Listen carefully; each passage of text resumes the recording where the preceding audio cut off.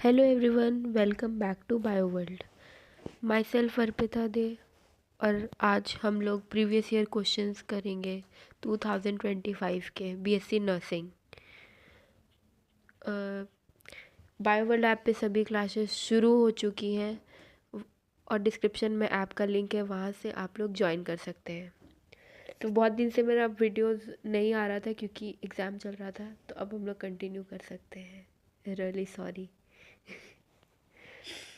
Question और अभी हम लोग बायोलॉजी डिस्कस कर रहे हैं। उसके 25 क्वेश्चंस करेंगे नेक्स्ट पार्ट में। नेक्स्ट 25 क्वेश्चंस करेंगे, वैसे करके पूरा पेपर।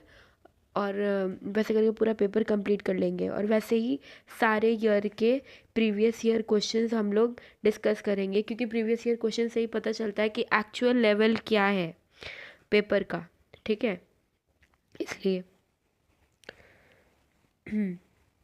तो क्वेश्चन नंबर 1 है, हाउ डज इंसर्शन और deletion of 3 or its multiple bases affect the reading frame in DNA?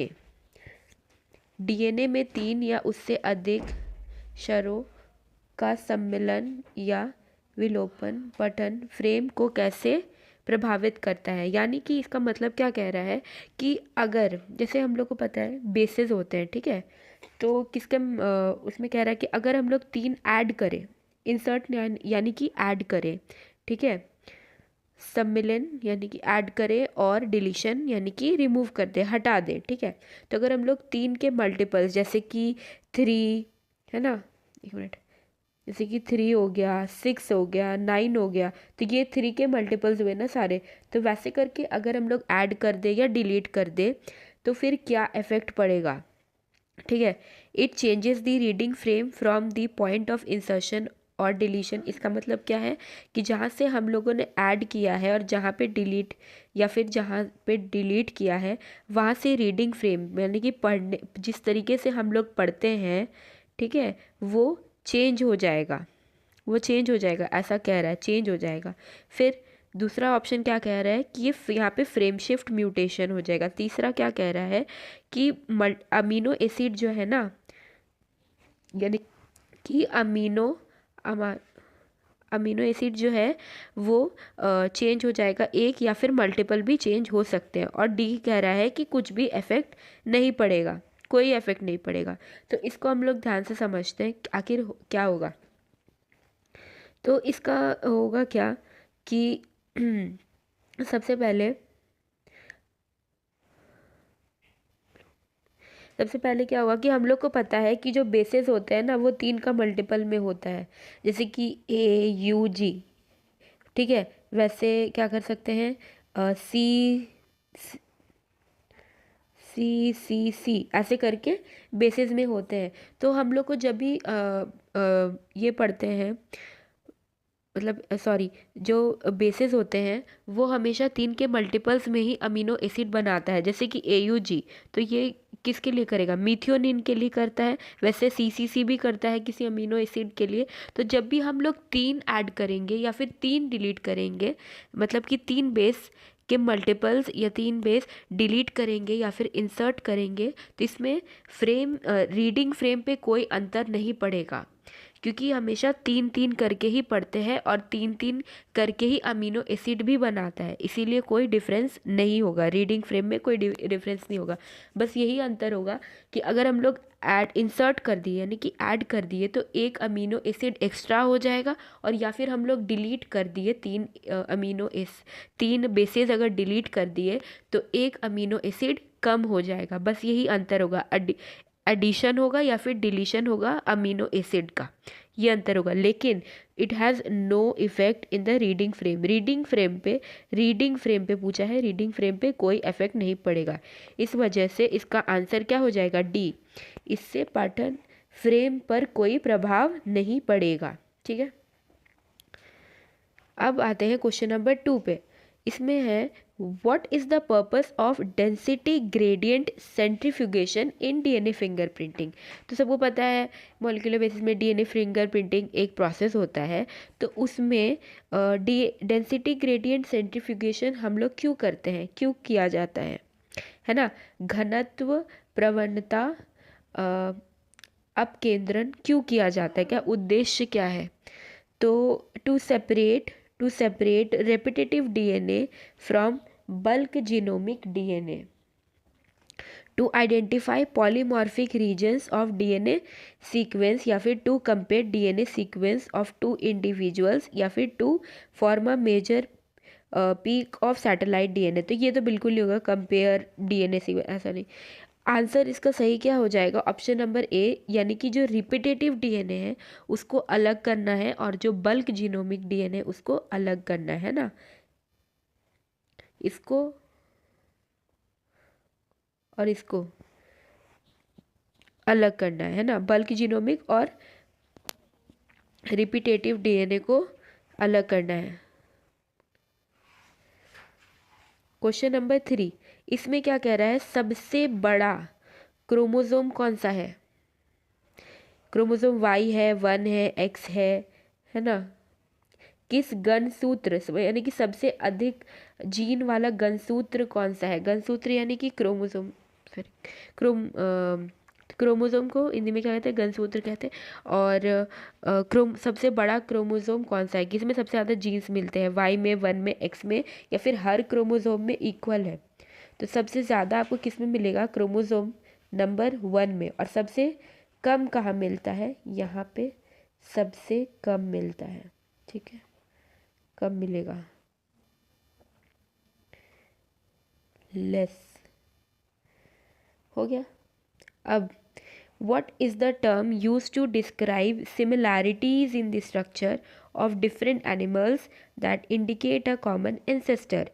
इसमें क्या कह रहा है? विभिन्न जंतुओं की संरचना में समानताओं का वर्णन करने के लिए प्रयुक्त शब्द क्या है जो एक समान पूर्वज का संकेत देते हैं, है ना, जिसका कॉमन एंसेस्ट्री हो, मतलब कि पूर्वज उनके सेम रहेंगे और जो स्ट्रक्चर है वो सिमिलर रहेगा, उसको, उस स्ट्रक्चर को क्या कहते हैं? ठीक है, कौन सा इवोल्यूशन है ये नहीं पूछा गया, क्या कहते हैं उस स्ट्रक्चर को? होमोलॉगी कहते हैं, कन्वर्जेंट इवोल्यूशन कहते हैं, डाइवर्जेंट कहते हैं, अडैप्टिव कहते हैं, या होमोलॉग? तो इसका आंसर क्या हो जाएगा? होमोलोगस ऑर्गन होता है, ठीक है, जिसके एंसेस्टर तो कॉमन होते हैं और उनका जो स्ट्रक्चर भी होता है वो सेम हो जाता है, ठीक है। उसकी बहुत सारे एग्जाम्पल्स भी होते हैं। तो आप लोग को देखिए, क्वेश्चन ऐसे तो क्वेश्चन पूछा ही है, लेकिन ऐसे भी पूछ सकता है कि जैसे होमोलॉगी का कोई एग्जाम्पल दे देगा और फिर ये सारे ऑप्शंस दे सकता है जो जो यहाँ पे दिया हुआ है, और पूछेगा कौन सा बेस्ट डिफाइन कर रहा है ना, कौन सा बेस्ट बता रहा है उस एग्जाम्पल के बारे में। तो आपको ऐसे भी आप पता होना चाहिए, एग्जाम्पल्स भी पता होना चाहिए, है ना। उदाहरण, question number 105, what is the what is the process called if the genes migration happen multiple times? यदि जीन स्थानांतरण अगर कई बार किया जाए, कई बार हो, तो उस प्रक्रिया को, उस प्रोसेस को क्या कहते हैं? तो इसका आंसर क्या होता है? Gene flow. उसको क्या कहते हैं? जीन फ्लो कहते हैं, यानी जीन प्रवाह कहते हैं। अगर बहुत बार हो जाए जीन माइग्रेशन एक जगह से दूसरी जगह, तो मल्टीपल टाइम्स, ये इंपॉर्टेंट, मल्टीपल टाइम्स हो तो उसको क्या कहते हैं? जीन फ्लो कहते हैं, ठीक है। अब what is the highest category that includes classes or animals like fishes, amphibians, reptiles and birds along with mammals? तो इसमें सिंपल से हम लोग क्या देखेंगे ना, कि इसमें पूछ रहा है क्लासेस कौन से हैं, ठीक है, इसमें पूछ रहा है मेनली क्लासेस ये इसके बारे में पूछा जा रहा है। तो हाईएस्ट कैटेगरी क्या है? तो हाईएस्ट कैटेगरी में हाईएस्ट कैटेगरी कौन सा है क्लासेस का? तो पहले किंगडम होता है, फिर फाइलम डिवीजन होता है, और फिर क्लासेस होता है। तो जब एनिमल्स का बात करेंगे तो फाइलम होता है, और जब प्लांट्स की बात करेंगे तो डिवीजन होता है। तो क्या आंसर हो जाएगा? फाइलम हो जाएगा, ठीक है। अब क्या बोला है कि अगर डाई एटम एक्यूमुलेट हो जाते हैं, सेल वॉल डिपॉजिट हो जाता है बहुत सालों से, ओवर बिलियंस ऑफ ईयर्स, तो उसको क्या कहते हैं? अरबों वर्षों में अगर डायटम कोशिका जमा हो जाए, मिट्टी जमा हो जाए, तो उसको क्या कहते हैं? उसको कहते हैं डाई एटोमिशियस अर्थ। जो किसकी वजह से होता है? डायटम्स, ठीक है, डायटम जिसको गोल्डन डस्टबिन्स भी कहते हैं।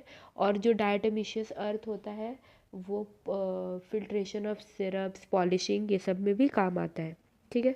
फिर है, ऐसी कौन सी फेनोमेना है जिसके वजह से जो बॉडी है उसके कुछ एक्सटर्नल और जो बॉडी है वो एक्सटर्नल और इंटरनल दोनों तरीके से डिवाइडेड होते हैं सेगमेंट्स में, और सीरियल रिपीटिशन होता है एटलीस्ट कुछ ऑर्गन्स का, जब शरीर का बाहरी और आंतरिक रूप दो खंडों में विभाजित हो जाता है, ठीक है, एक्सटर्नली और इंटरनली, और कम से कम कुछ अंगों की क्रमिक पुनरावृत्ति यानी कि कुछ ऑर्गन्स जो होते हैं उसकी रिपीटिशन होती है, तो उस घटना को क्या कहते हैं? उसको कहते हैं मेटामेरिज्म, ठीक है, मेटामेरिज्म कहते हैं। अब what type of appendages do aquatic annelids like nereis possess to help in swimming? तो ऐसे कौन से मतलब appendages होते हैं नेरिस में, ठीक है, जलीय एनालिडा एक्वाटिक एनालिड में, जो कि तैरने में हेल्प करता है, वो होता है पैरापोडिया, ठीक है, वो क्या होता है? पैरापोडिया। ये डायरेक्ट क्वेश्चन है एनिमल किंगडम के। फिर पूछ रहा है कि इन विच टाइप ऑफ इन्फ्लोरेसेंस, किस इन्फ्लोरेसेंस में जो मेन एक्सिस है वो बढ़ती रहती है, हमेशा बढ़ती रहती है, तो वो क्या हो जाएगा? रेसिमोज हो जाएगा। अच्छा, जैसे सपोज, एक मिनट, एक डायग्राम बनाते हैं, गंदा सा डायग्राम बनेगा।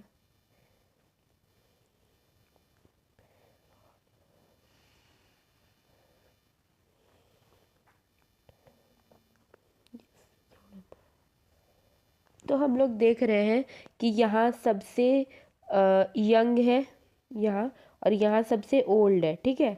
तो जब ऐसे याद करते हैं, ऐसे हम याद करते हैं कि जो यंग बच्चे होते हैं ना वो काफ़ी फुर्तीले होते हैं, और अगर जो थोड़े ओल्ड हो जाते हैं वो उतना दौड़ नहीं पाएंगे।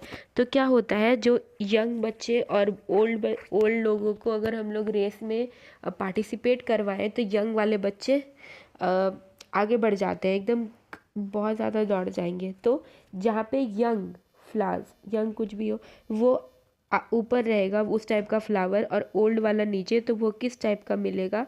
वो रेसिमोज इन्फ्लोरेसेंस में मिलता है, और उसका जो एक्सिस होता है ना वो हमेशा कंटिन्यू टू ग्रो, हमेशा बढ़ता रहता है, मेन एक्सिस। तो ये इम्पॉर्टेंट है, ठीक है। अब जो प्राइमरी फंक्शन होता है कॉर्पस ल्यूटियम का, है ना, कॉर्पस ल्यूटियम का जो प्राइमरी फंक्शन होता है, प्राथमिक कार्य किसके दौरान? मासिक धर्म चक्र के दौरान, यानी कि मेंस्ट्रुअल साइकिल के दौरान। तो उसका क्या प्राइमरी फंक्शन होता है, प्राथमिक कार्य क्या होता है कॉर्पस ल्यूटियम का? क्या होता है? Regulation, regulating the growth of primary follicles, जो प्राथमिक रोमों की वृद्धि को नियंत्रित करना। फिर रिलीजिंग एस्ट्रोजेंस, एस्ट्रोजन का सत्राव मतलब कि रिलीज करवाना, ठीक है। फिर सिक्रीटिंग लार्ज अमाउंट ऑफ प्रोजेस्टोस्टेरॉन, बहुत ज़्यादा मात्रा में क्या होता है प्रोजेस्टोस्टेरॉन का वही रिलीज करवाना, सिक्रीट करवाना और स्त्राव करवाना। और क्या है? इंड्यूसिंग ओव्यूलेशन, है ना, ओव्यूलेशन को इंड्यूस करवाना, यानी कि ओव्यूलेशन करवाना, ठीक है। तो इसका आंसर क्या हो जाएगा? इसका आंसर हो जाएगा प्रोजेस्टोस्टेरॉन। जब कॉर्पस ल्यूटियम ग्रो करता है ना जो कॉर्पस ल्यूटियम होता है उसका प्राइमरी फंक्शन होता है आपका प्रोजेस्टोस्टेरॉन रिलीज करवाना, ठीक है। और बायोवर्ल्ड ऐप की सभी क्लासेस शुरू हो चुकी हैं, बायोवर्ल्ड, ठीक है, और डिस्क्रिप्शन में ऐप का लिंक है, वहाँ से आप लोग ज्वाइन कर सकते हैं। क्वेश्चन नंबर 12, जब कौन से दो गोनाडोट्रोफिन हार्मोन है जो कि GnRH यानी कि गोनाडोट्रोफिन रिलीजिंग हार्मोन के स्टिमुलेशन से निकलते हैं? तो दो कौन सा है? बहुत ही इजी क्वेश्चन है, FSH and LH, easy PG, ठीक है।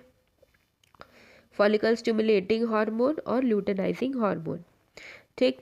फिर आते हैं, जब लैक्टेशनल एमेनोरिया हो, है ना, स्तनपान संबंधी एमेनोरिया, ठीक है, तो वो किस टाइप का मतलब वो कितने टाइम तक इफ़ेक्टिव होता है, प्रभावी होता है, प्रभावी रह सकता है, तो वो होता है until 6 months आफ्टर पार्चुरेशन। ठीक है, यानी कि प्रसाव, पार्चुरेशन मतलब क्या, जब एम्ब्रियो मदर के बॉडी से निकले उसको पार्चुरेशन कहते हैं। ठीक है, डिलीवरी को पार्चुरेशन कहते हैं। तो उसके बाद 6 मंथ तक ये मेथड प्रभावी रहता है। ठीक है, इफ़ेक्टिव रहता है। Question number 14, which of the following STI यानी कि sexually transmitted disease can be, फिर से एक question, sexually transmitted sorry AIDS का किस वायरस से होता है, एड्स किस वायरस से होता है, मैंने बहुत बार बताया, कमेंट सेक्शन में मुझे आंसर चाहिए एकदम, क्योंकि मैंने पढ़ाया है और क्वेश्चंस भी करवाए थे। तो विच of the following STI sexually transmitted infection can be transmitted by sharing of injection needles और ट्रांसफ्यूजन, यानी कि इंजेक्शन, जैसे कि सपोज़ एक इंसान को जिस सिरिंज से लगा है फिर वापस से कलेक्ट कर लिया, वैसे उस मतलब सिरिंज शेयरिंग की वजह से, ट्रांसफ्यूजन के वजह से कौन सी बीमारी हो सकती है, कौन सी STI हो सकती है, वो होता है हेपेटाइटिस बी। ठीक है, हेपेटाइटिस बी हो सकता है। फिर क्या कह रहा है कि अगर did the contrasting traits show any blending, है ना,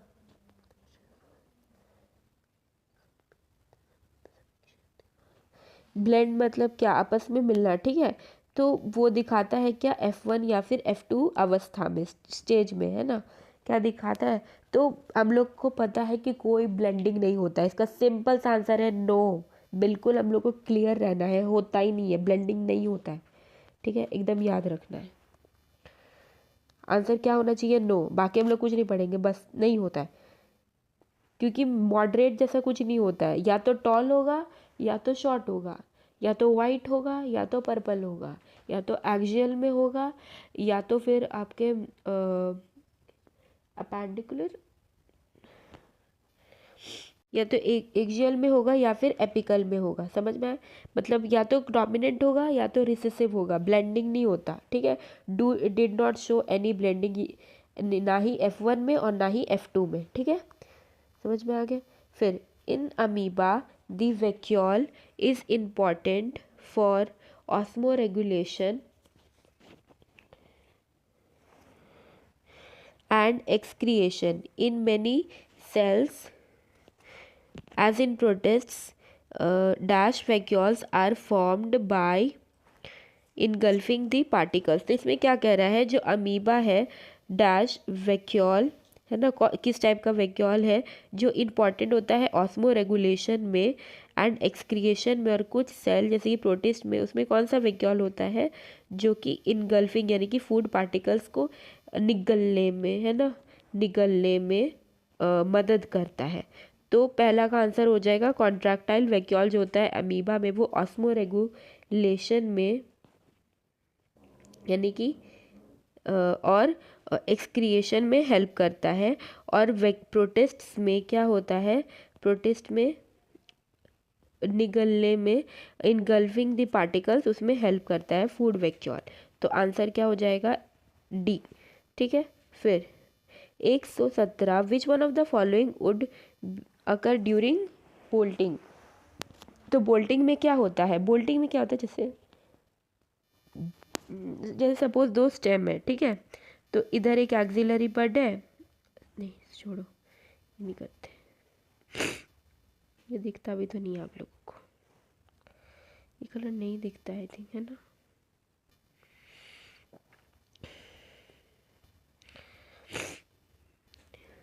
देखिए सपोज यहाँ पे एक स्टेम है, ठीक है, इसको क्या कहते हैं, के को, ये जो डंटी है उसको कहेंगे नोड, क्या कहेंगे, नोड कहेंगे।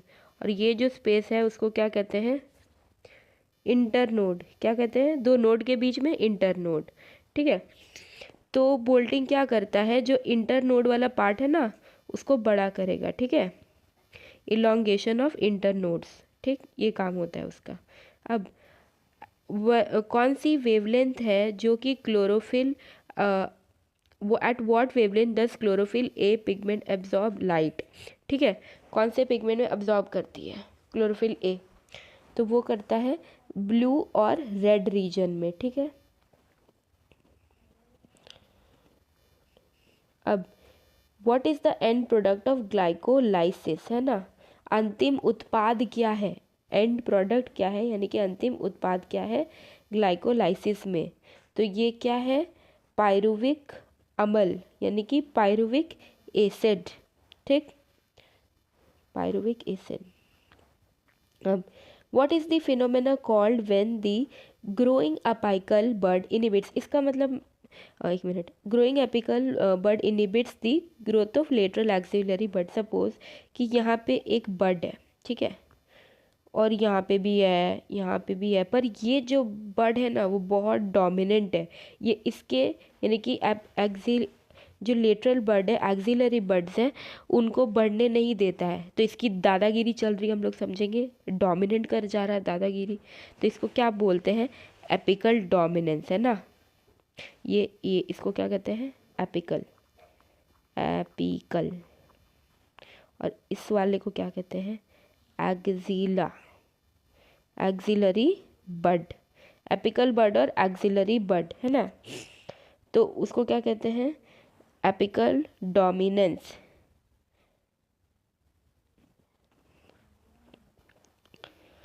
अब बायोप्रोस्पेक्टिंग, बायोप्रोस्पेक्टिंग मतलब चोरी होते एक टाइप का, यानी एक्सप्लोर कर रहे हैं हम लोग उसको किस टाइप से, molecular diversity for economic importance, वही इकोनॉमिक इम्पोर्टेंस पैसे के लिए एक्सप्लोर कर रहे हैं, जेनेटिक डाइवर्सिटी, स्पीशीज डाइवर्सिटी, तो ये होता है बायोप्रोस्पेक्टिंग, ठीक है, चोरी नहीं, बायोप्रोस्पेक्टिंग जब हम लोग एक्सप्लोर करते हैं इसे इकोनॉमिक इम्पोर्टेंस की वजह से, जेनेटिक मॉलिक्यूलर लेवल में जेनेटिक डाइवर्सिटी, स्पीशीज लेवल में, मॉलिक्यूलर लेवल में उसको एक्सप्लोर करते हैं, ठीक है, आर्थिक महत्व के लिए, इकोनॉमिक वैल्यू के लिए। अब what are the special settings for protected animals and plants in ex situ conservation, मतलब कि अगर संरक्षण करना है बाहर, ठीक है, तो क्या स्पेशल सेटिंग होनी चाहिए, तो क्या वो नेशनल पार्क में होती है, बायो रिजर्व, बायोस्फीयर रिजर्व में होती है, सेक्रेड ग्रूव्स में होती है। एक C2 मतलब क्या, उसके घर से, उसके नेचुरल हैबिटेट से जब हम लोग उसको निकाल के लाते हैं उसके घर से, ठीक है, इन situ क्या है कि जहाँ पे वो पहले रहता था उसको वहीं पे और अच्छे से हम लोग प्रोटेक्शन दे दिए, लेकिन XC2 में क्या होता है जब हम लोग बाहर लेके आते, जैसे कि जू में, जैसे वो जो शेर था वो तो पहले जंगल में रहता था, लेकिन हम लोगों ने क्या किया उसको जू में लेके आए और फिर वहाँ पे वो हैबिटेट दिए, तो ये क्या होता है जूलॉजिकल पार्क, ठीक है, वैसे करके botanical garden, wild life safari parks, तो ये किस टाइप का एग्जाम्पल है XC2, देखिए जो इसके एग्जाम्पल्स होते हैं ना XC2 इन situ के, वो बहुत ही ज़्यादा पूछे जाते हैं बहुत सारे कॉम्पिटिटिव एग्जाम्स में, तो बेटर होगा कि ये लर्न हो सारे के सारे एग्जाम्पल्स, है ना। अब क्या है जो रियो डी जेनेरियो है जो समिट हुआ था वो क्यों किया गया था, है ना, बायोडाइवर्सिटी कंजर्वेशन के लिए, जैव विविधता संरक्षण के लिए, विविधता संरक्षण के लिए, या फिर सस्टेनेबल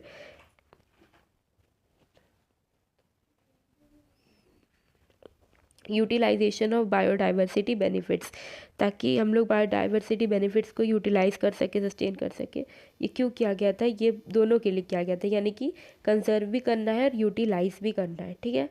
अब जो सबसे ज़्यादा मोस्ट सीरियस क्या है, मलेरिया, मलेरियल फॉर्म कौन सा है सबसे सीरियस, प्लाज्मोडियम के कारण होने वाले मलेरिया का सबसे गंभीर रूप पूछ रहा है, तो ये क्या है प्लाज्मोडियम फैल्सीपेरम, ठीक है। अब what is the name of the chemical compound, कौन सी वो रासायनिक यौगिक का नाम है जो आमतौर पर स्मैक के नाम से जानी जाती है, किसके नाम से, स्मैक के नाम से, वो है डाई एसिटाइल मॉर्फिन, है ना, डाई एसिटाइल मॉर्फिन। तो इस तरीके से हमारे 25 क्वेश्चंस कंप्लीट हो जाते हैं, और मैंने इस बार कोशिश की है कि थोड़ी हिंदी में भी क्वेश्चंस को करवा सकूं। ठीक है, तो बताना कैसा रहा ये वाला। और एक पार्ट हम लोग का कंप्लीट हो गया, वापस और एक पार्ट करेंगे तो बायो पूरा कंप्लीट हो जाएगा 1 ईयर का। ये 2025 वाला है, ठीक है, ये 2025 का है, इस साल का। ठीक है, और सभी क्लासेस शुरू हो चुकी हैं बाय वर्ल्ड ऐप पे। डिस्क्रिप्शन में ऐप का लिंक है, जिसको भी सीरियस तैयारी करनी है अब, क्योंकि टाइम ज़्यादा बचा नहीं है और कंपटीशन सच में बहुत ज़्यादा है, बहुत ज़्यादा है यहाँ पे। अगर आप लोग सोच रहे हैं, कोई अगर सोच रहा है कि लास्ट में 1 महीना करके निकाल लेंगे, ठीक है, तो ऐसा नहीं होता है, स्टार्टिंग से ही पढ़ना पड़ता है। और आखिर में आने वाला आपका एग्ज़ाम में क्वेश्चन ही है, तो पढ़ाई करनी है वो तो करना ही है, लेकिन हमेशा टाइमर लगा के क्वेश्चंस करना। अभी मैं एक्सप्लेन कर रही हूँ इसीलिए ज़्यादा टाइम लग रहा है, लेकिन अगर हम लोग सिर्फ क्वेश्चन अगर करने की स्पीड पे आए तो जितना हम लोग ने 25 क्वेश्चंस किया ना, ऐसे 25 मिनट्स होता है, ठीक है, लेकिन अगर करना है 25 क्वेश्चंस तो मेरे लिए सही टाइम होगा 10 मिनट। इससे ज़्यादा टाइम नहीं दे सकते ऐसे क्वेश्चंस के लिए। कुछ कुछ क्वेश्चंस बहुत ही इजी है, लेकिन जैसे पहला वाला क्वेश्चन था वो थोड़ा सा क्या कहते हैं, वो थोड़ा सा है ना एप्लीकेशन बेस्ड था, कि हम लोग को पता होना चाहिए कि इंसर्शन से क्या होता है, डिलीशन से क्या होता है, अगर 3 ऐड करेंगे तो क्या होगा, 3 हटाएंगे तो क्या होगा। तो जो अगर एप्लीकेशन बेस्ड क्वेश्चन है वो तो टाइम लेगा, लेकिन जैसे ये इस टाइप के क्वेश्चंस है कि सबसे बड़ा वाला कौन सा हो गया, तो ये तो अगर जिसको आता है वो करेगा, जिसको नहीं आता है वो नहीं कर पाएगा, सिंपल सा बात है। तो ये सब क्वेश्चंस में टाइम नहीं लगना चाहिए, और नहीं आता जैसा कुछ एक्सक्यूज़ ही नहीं होना चाहिए, सब आना चाहिए, सब पढ़ के ही जाना है, तभी मार्क्स आएगा। ठीक है, तो थैंक यू वेरी मच। और जो डिले हुआ था उसके लिए सॉरी, और आप लोग कमेंट्स में बताना कैसा लगा। ठीक है, थैंक यू।